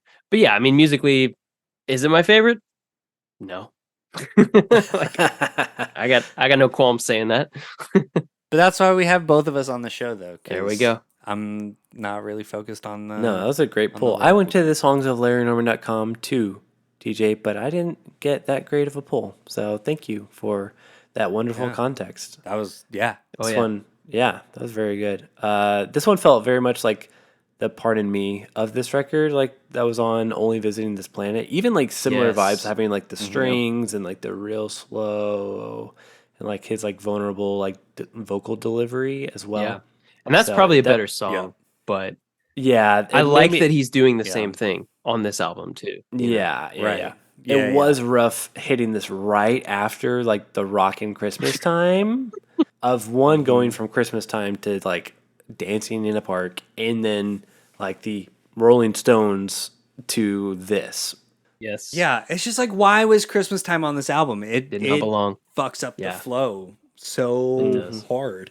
That's true. Cool. Well, we got anything else on She's a Dancer? Thank you for that, TJ. Just want to thank you again. My That was pleasure. great. Yeah, for real. No, that honestly was probably my favorite fact pull context that we've got on this whole episode. Yeah. No, my pleasure. Glad I found it. Let's go into track number 8, Soul Survivor, SOUL. I see what you did there. I'm a soul survivor of this tragedy. Oh yes, I need somebody's sympathy. Don't leave me here alone, don't let me be the soul survivor of this tragedy. This is the one I was worried that was going to be the one that got stuck in your head that you didn't like, because I think this is my favorite chorus on the record. Okay. For sure. My whole thing is the title is so good. Like for being like if this was done in like 10 years ago, it'd be like, okay, that's cheesy. But the fact that it was done in the 70s, like that title is so good, and I feel like it's wasted by the lyrical content. Like you could do so much with the idea of SOUL, Soul Survivor, and then he goes back to the whiny bullshit. Yep. Yeah. Yeah, it's very like self-centered, and he doesn't use the metaphor well at all. Like at all. He messes it up such a bad bummer on this one. because it had such potential. And especially coming off like a lot of the cool stuff that he did on Only Visiting This Planet. It's like, okay, you have the capability, you have the potential. It's there. Yeah. And specifically coming after something as vulnerable as She's a Dancer, Soul Survivor could be so good. It felt very redundant. And then it's like literally like, let me read some of these lyrics. My life was good when she was hanging round. My love was flying so high and free. But when she left, my dreams came tumbling down. Now I'm the sole survivor of this tragedy. It's like, that's and just bad. straight up That's saying, "Oh yes, I good. need somebody's sympathy." Like, come on, Give me man. your sympathy, please. Like, just read the room. More sympathy, please. Yeah, he's the sole survivor in this tragedy. All the wrong was done to him. Yeah. And the fact that there's really no sort of like religious connotation. Yeah, or to it. there's no spiritual It's just substance at all. Like it's the same thing with Broken Spirits. He This just song thought of should. Broken Spirits, and he thought of Soul Survivor, but then he's like, okay, I have this It's other a breakup idea. song. Yeah. It's a sad boy song. Yeah. And then didn't go anywhere with it. Yeah, it's such a bummer. Yeah, it's rough. such a bummer. Dang. I will say again though, the sweet, sweet bass, and specifically at 108 in the song when it goes like super high. Yeah. Yeah, that was a super cool rad. moment. This right here. I'm trying so hard to forget Oh, yeah. my pain. Yeah. Ooh. And leave Ooh. my And then it goes back down low after that. Yeah. And I really liked the dynamics of this song of like after the second chorus, which I guess is kind of just the second verse, like it brings it down and then it like hits like this cool bridge, I guess I'm calling it, at 1:30. But then it like brings it back up again, and there's like that great guitar solo, and the band is just rocking out on it. So I'm with you on like acknowledging that it's a wasted use of the pun, and that it could have lyrically done a lot more. But like musically and not necessarily lyric wise, but just like musically and melodically, I think this is definitely one of the standouts on the record. Yeah. And one of my faves. For sure. That's what was so frustrating Yes. about it, I think. With the precedent that Only Visiting This Planet set, right? Like, that's the thing. If we Right. came into this not having heard that, we might feel a little differently, maybe. I think I'd have a similar read, but I wouldn't have as much, maybe high, like my expectations would be a little lower. But it's like we know what he's That's it. capable of lyrically in terms of like the wordplay and the spiritual connections and things. So when it becomes just like all about me, like, oh, I'm so sad, it's like, oh, okay, well, fuck you, man. Like, you could have done so much better. Like, And get over it's so yourself. interesting that he picked this kind of up tempo, like happy poppy, whimsical, cavalier feeling song to do another like sad boy song. Like he could have written about something else for this music and this melody. He could have like put something else there. You know, but instead it was, okay, I'm going to use this pun, and like I'm not going to use the potential metaphor here. I'm just going to make it a bummer. A heartbreak song. Yeah, exactly. It's navel gazing to the worst degree. You guys are right. Yeah. But also you're right, Josh. Like we're right. musically, it's fun. But musically, it's like So it's solid. Super cool. It's one of the I think that's why it frustrated me so much, which is why I want to call it out. Yeah, no, very valid points. There's also another fade out. You got anything else? Another fade out. Oh, yeah. Yep. Another fade out, man. Okay, so this is the last track on the official record. This is the last track, Nightmare, number 71. Last night I had that same old dream that rocked me in my sleep and left me the impression that the Sandman plays for keeps. I dreamed I was in concert on the middle of a cloud. John Wayne and Billy Graham were giving breath mints to the crowd. I fell through a hole in heaven. This obviously was his attempt to, I feel, sort of recapture the magic of I Am the 6 O'Clock News. And Reader's Digest. Yeah, I felt more Reader's Digest to me. Reader's Digest, like a little bit of both of those. That's what I mean. Yeah. Of just like all the references and stuff.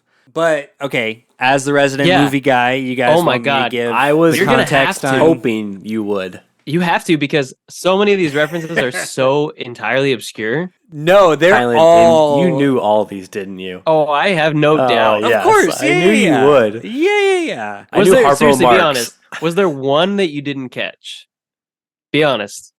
Guy Kibble. Kippy? Guy Kibble. I wasn't. Kibby. I didn't know, but I found out something interesting. I didn't realize he was in Gold Diggers of 1933, which is a Busby Berkeley movie that I super love. It's on Max if anyone wants to watch it. It's one of the best movie musicals of all time.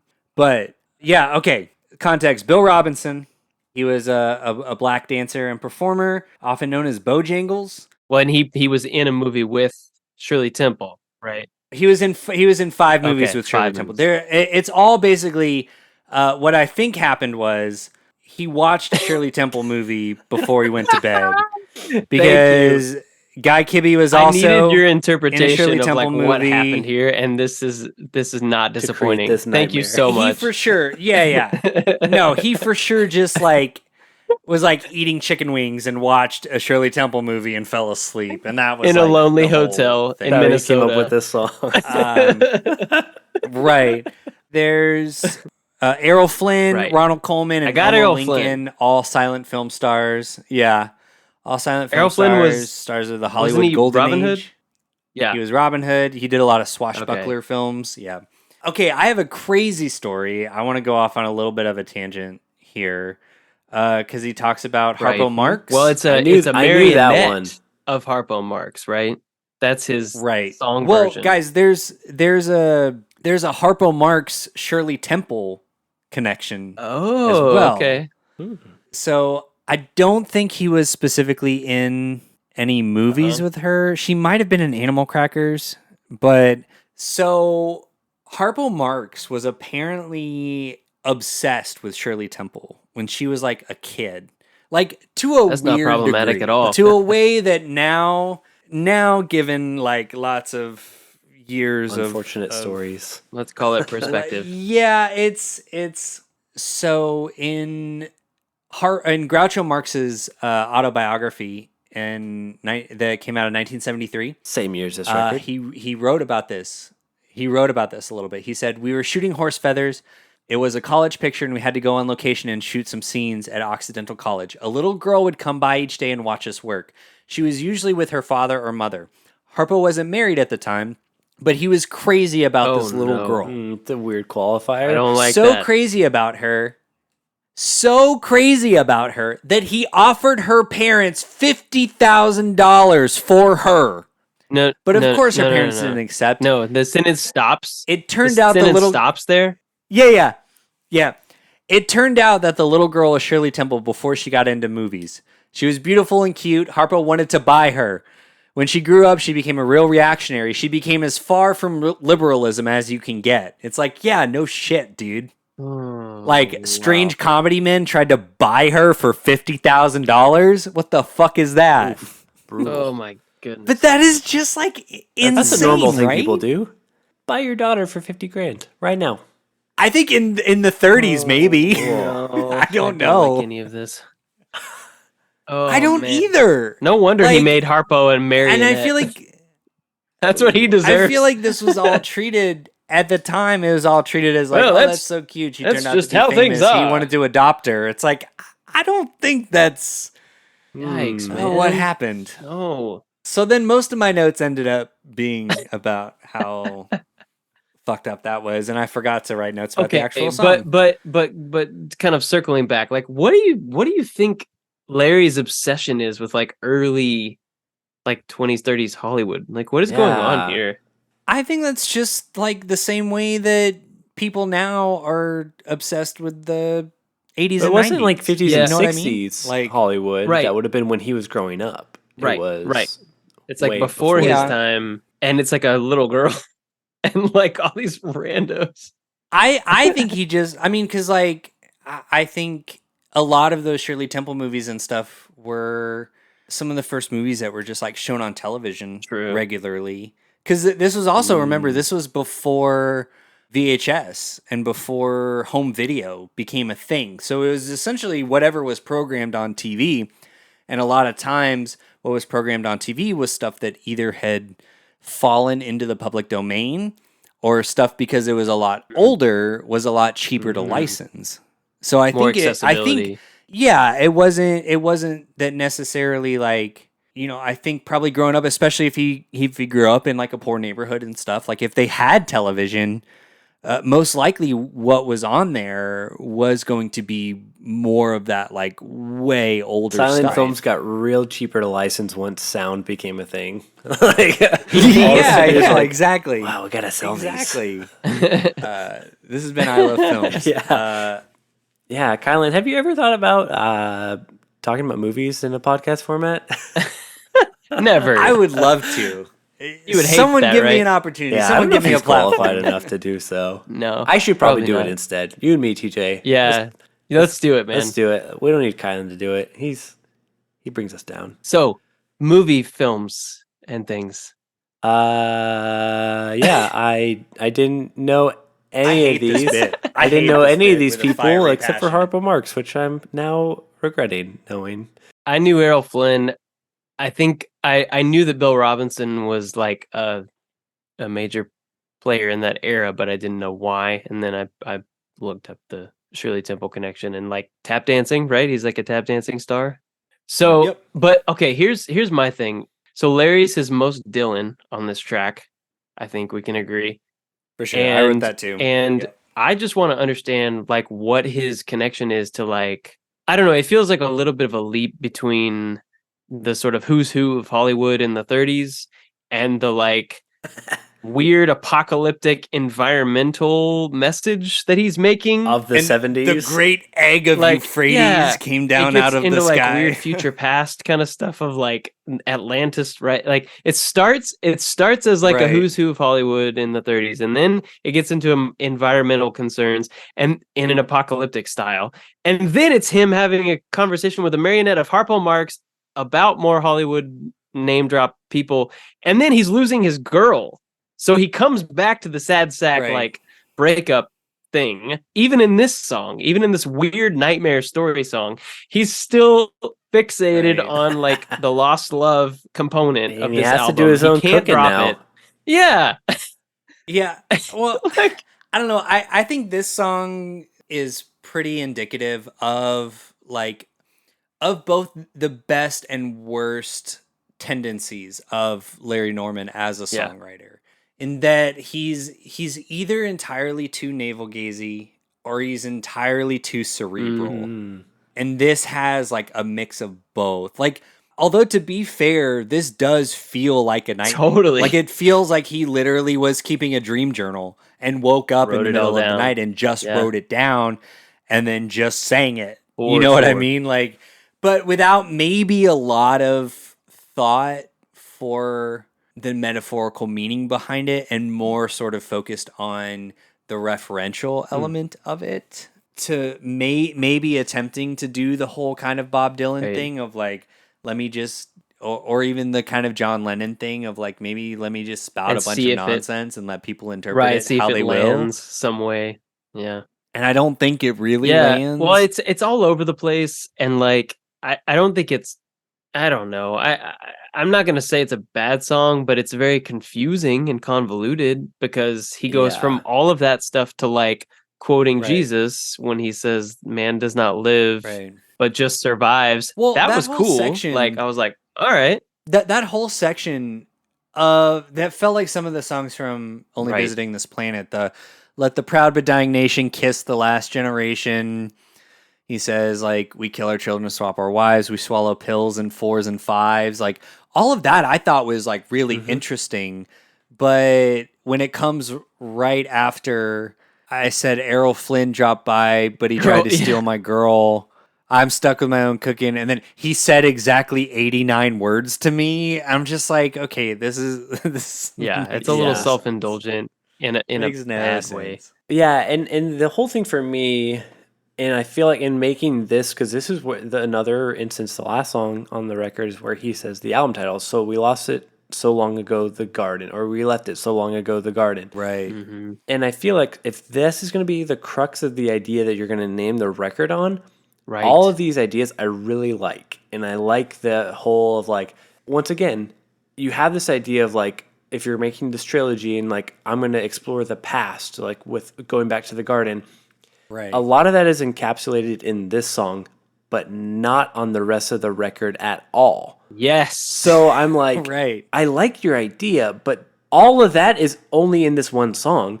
Right. It ends up feeling just as out of place as Yeah. Christmas time. the whole album. Yeah, it's like all the concept of the album was just packed into the one song. You forgot to spread it out in the other songs, which I feel like Only Visiting This Right. Planet did very well. When he's talking about the whole modern state of everything in Reader's Digest, Yeah, and the it present. connects to the Great American Story. It connects to 6 o'clock news. It connects to Right. all that stuff very well. Right. Whereas this Right. has just like been a big breakup record with a Christmas song, and then Yeah. this.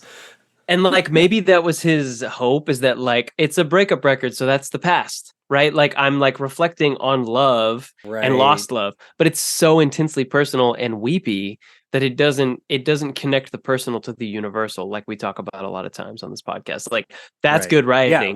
Yeah, which is what I was saying too. That's the worst tendencies Right. of Larry Norman. It's like it's too big and too small, But not at the enough same of time. both. It doesn't. It Or convalescing, exactly. like it's not connecting those things at all.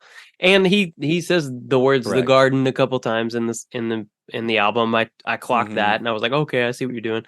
And the past, he says the past like a couple times, or references the past, but it's like nothing of substance. There's no real work Right. that he's doing to like create this concept trilogy.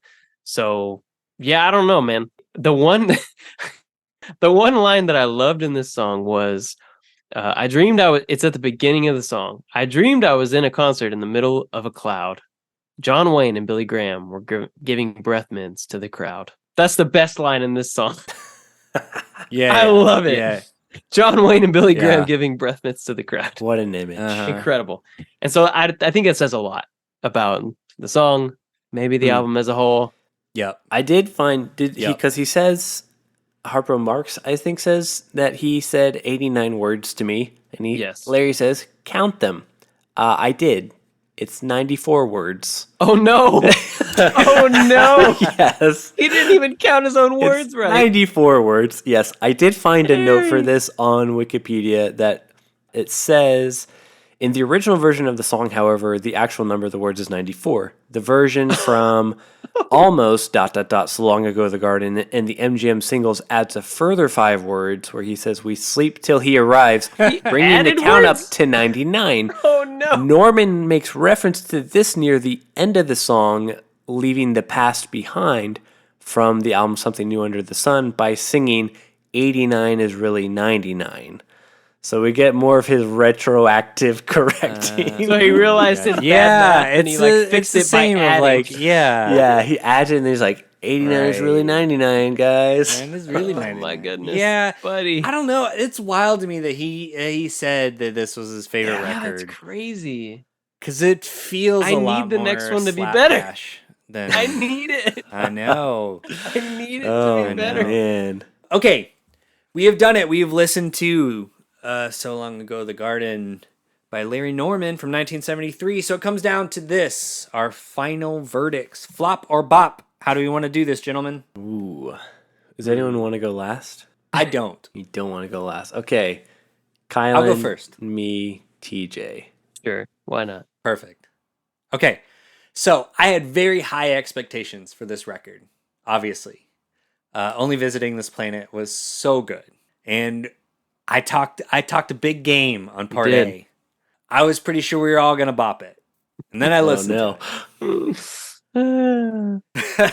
I think most of what we said on Nightmare number 71 kind of sums up my feelings about the record. It's too big or too small.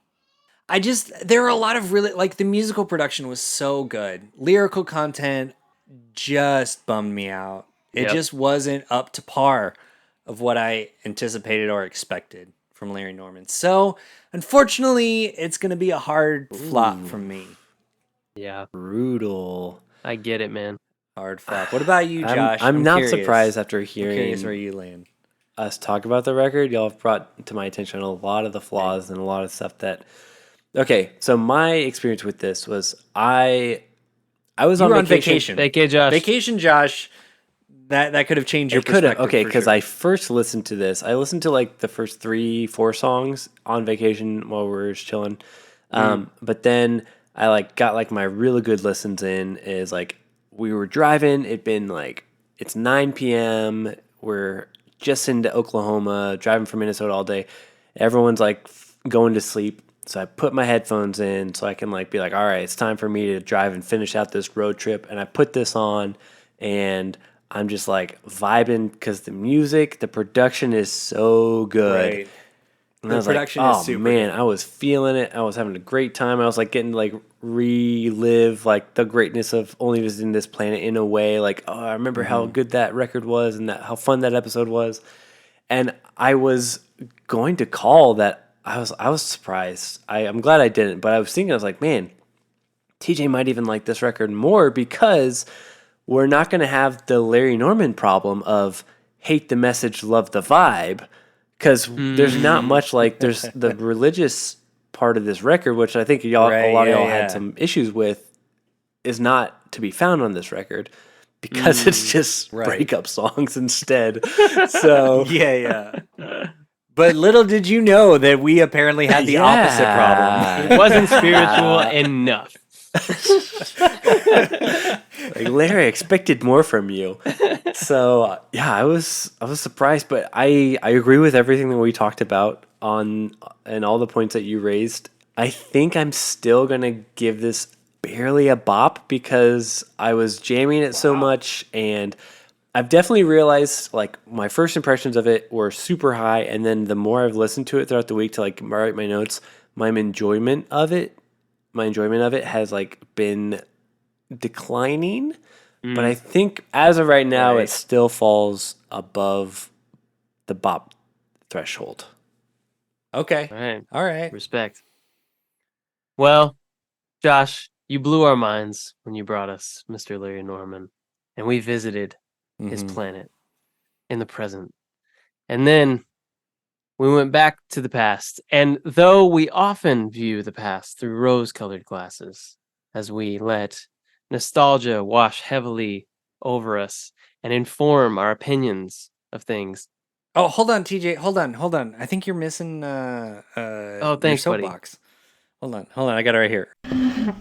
All right. So You're being entirely too eloquent Thank you, to sir. not have a soapbox. though we often allow our memories of the halcyon days of the past to feel just oh so beautiful and delightful and perfect.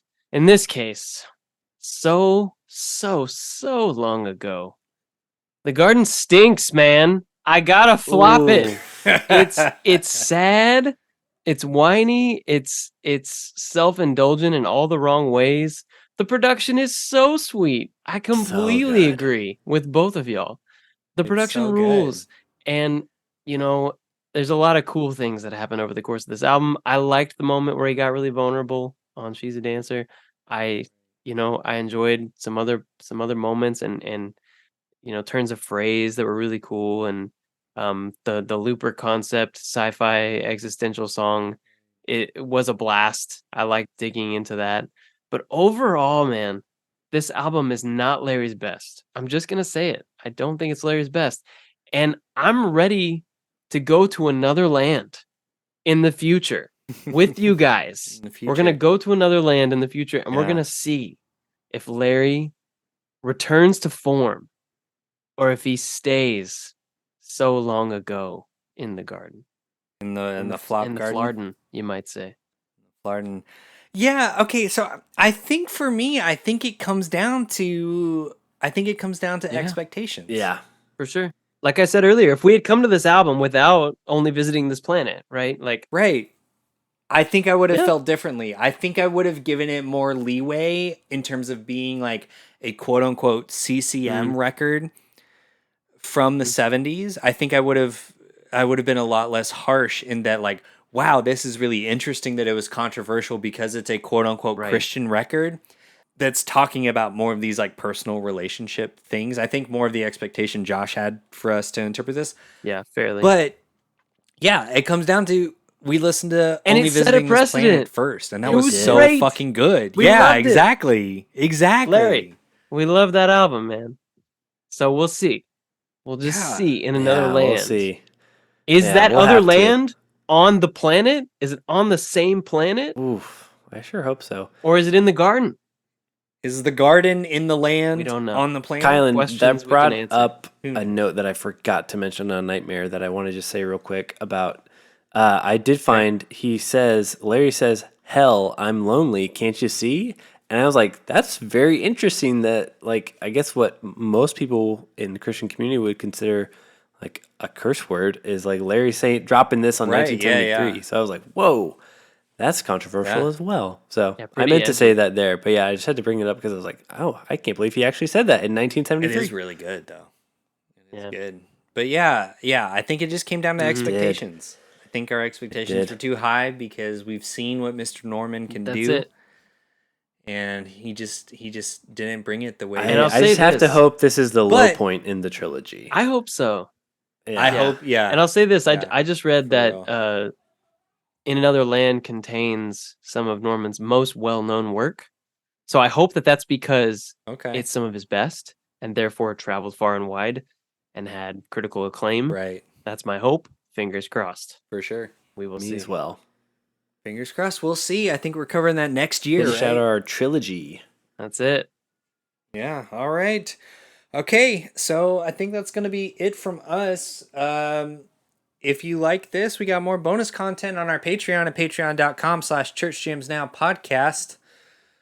Besides that, follow us on social media. We're Church Jams Now everywhere. And you know what? We don't ask for this very often, but if you like the show, rate and review it on iTunes and stuff. That is super helpful. I think we only have 2 reviews, and one of them I'm pretty sure is TJ. Yeah. Cannot confirm, but I'm pretty sure it was TJ from when we first started the podcast. For a while, you were the sole survivor of the reviews. So glad there's someone else with you. Yeah. It was a nightmare. Number 71. You were. That you were. Nightmare number 71. Okay, guys, that's going to be it from us. May all your favorite bands stay together. And, of course, peace out, Monfreres.